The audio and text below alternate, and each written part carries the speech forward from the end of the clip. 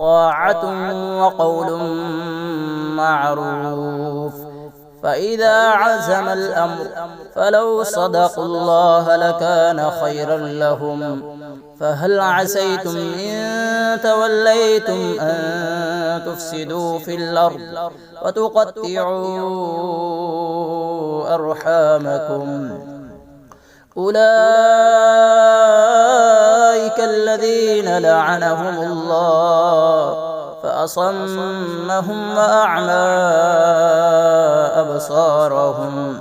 أفلا يتدبرون القرآن أم على قلوب أقفالها؟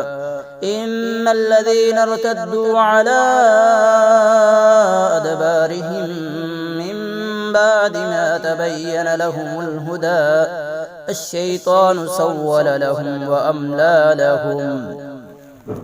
ذلك بأنهم قالوا للذين كرهوا ما نزل الله سنطيعكم في بعض الأمر والله يعلم إسرارهم. فكيف إذا توفتهم الملائكة